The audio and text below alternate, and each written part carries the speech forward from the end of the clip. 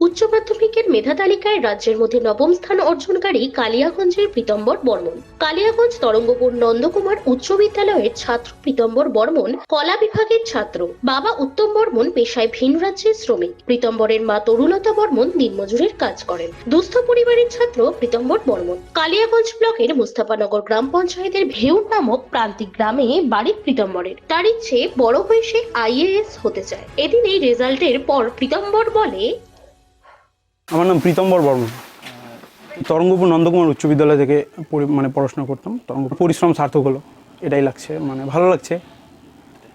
পড়াশোনা বলতে সেরকম সারা বছর পড়িনি। পরীক্ষার আগে যেটা আমাদের গোল্ডেন পিরিয়ড থাকে 1-1.5 মাস, ওই সময়টাতে আমি 10 ঘন্টা মিনিমাম পড়তাম, তার উপরে 15 ঘন্টা কোনো দিন হতো, আর ব্যতিক্রম 2-1 দিন হতো না কোনো কারণবশত, কিন্তু পড়তাম। গৃহশিক্ষক ছিলেন 4 জন। 4 জন। কি করেন? আমার বাবা রাজমিস্ত্রি, উনি কর্মসূত্রে বছরের বেশিরভাগ সময় বাইরে থাকেন, নেপালে, ভিন দেশে থাকেন। আর মা আমার অন্যের ক্ষেতে কাজ করেন দিনমজুর হিসেবে, আর যখন কাজ হয় আর বাড়িতেই থাকেন। সাফল্য বলতে আমার মা বাবা, আমার যারা বড়রা রয়েছেন, যারা আমার ওয়েল উইশার রয়েছেন, তাদের পরিশ্রম বা সার্থক হলো, আর আমার পরিশ্রম সার্থক হলো। সর্বোপরি আমাকেই পরিশ্রমটা করতে হয়েছিল, আমি পরীক্ষা দিয়েছিলাম, তো আমি নিজেকে সফল মনে করছি আর কি। স্কুলের শিক্ষকরা আমার এই সাফল্যের পিছনে 50%, 50% সাফল্য আমার শিক্ষকদের রয়েছেন, 50% আমার নিজের। আর স্যাররা ভীষণভাবে সাহায্য করেছেন, যখনই গিয়েছি স্যাররা সাহায্য করেছেন। তাছাড়াও নিজের থেকে স্যাররা সাহায্য করেছেন, বলেছেন যে এটা বুঝতে পারছিস কি না, বা কোনো বই লাগলে। আর আমার স্কুল লাইব্রেরি থেকে আমি বই নিয়ে পড়েছি, তো ভীষণভাবে সাহায্য। আগামী দিনে আমার সর্বভারতীয় ইউপিএসসি পরীক্ষা দিয়ে একজন আইএএস অফিসার হওয়ার ইচ্ছে রয়েছে, এবং একটা সমাজ সুস্থ সমাজ গড়ার পেছনে নিজের ভূমিকা যাতে থাকে, তার ইচ্ছে রয়েছে।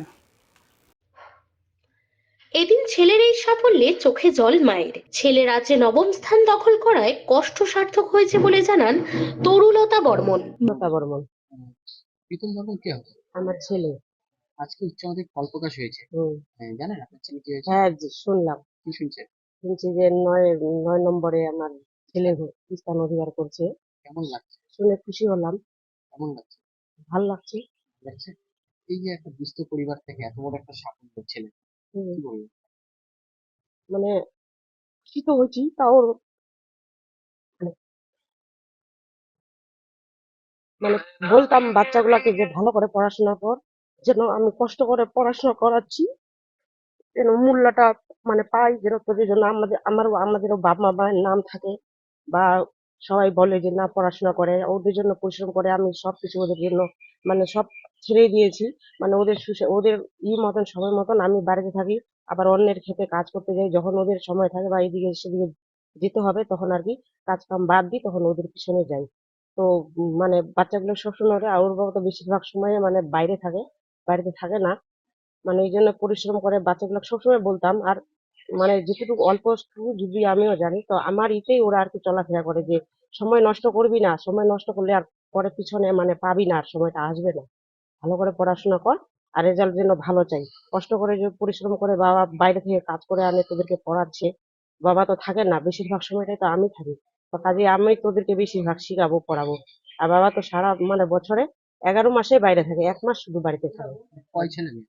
3 ছেলে মেয়ে, 2 মেয়ে 1 ছেলে। ছেলে। হুম। এই ছেলে কি বড়? এই ছেলে মেয়ে বড় মেয়েটা শিলিগুড়িতে থাকে, ইংরেজি অনার্স নিয়েছে, সেকেন্ড ইয়ারে সেকেন্ড ইয়ারে পড়তেছে। তো ছুটিতে বাড়িতে আসছে, আর ও যাবো যাবো ভাবছে, বলছে ভাই রেজাল্ট নিয়ে শুনেই যাবো আমি। আর ছোটটা মাধ্যমিক দিয়ে এবার বাড়িতে সামনে এত বছর। লোকজন আসতেছে, এখন কতটা আনন্দ মনে হচ্ছে?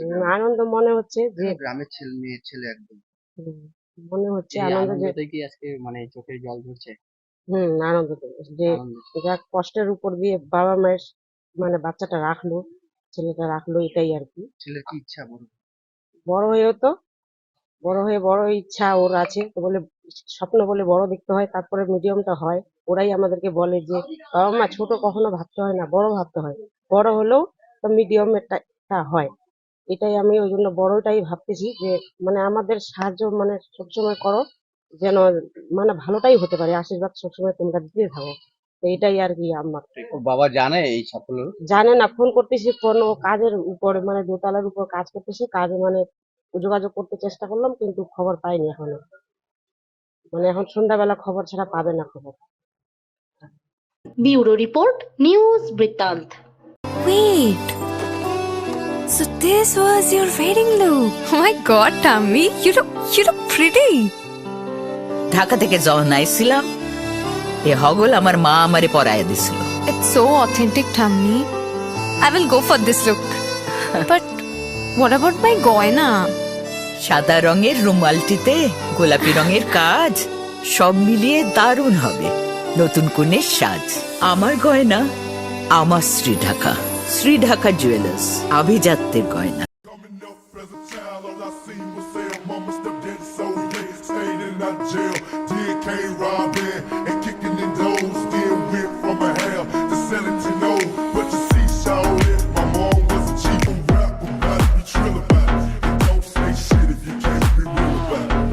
If you a thug, my nigga, then be a thug. If you sell drugs, my nigga, then sell drugs. Be real about it. সব মাই চায় মেয়েকে রাজরানীর মতন সাজাতে, সাজিয়ে তুলতে চায় সোনার গয়নায়। ওরিয়েন্ট জুয়েলার্স, সোনা যা সর্বক্ষণের। ছোট ছোট অনুভূতি, স্মৃতিগুলো থেকে যায় সব সময় আদরে। কুকু কুকু কিরে হলো? আসছি। লকডাউন সময় তো হয়ে এলো। কিছু স্মৃতির ভাজেই তোলা থাকে শুভারম্ভে প্রাপ্তি। 50 বছরের অভিজ্ঞতায় আগ্নেশ্বর জুয়েলার্স, নিখুঁত গয়নার কারিগরি। Agneshwar jewellers, NS road, Raiganj.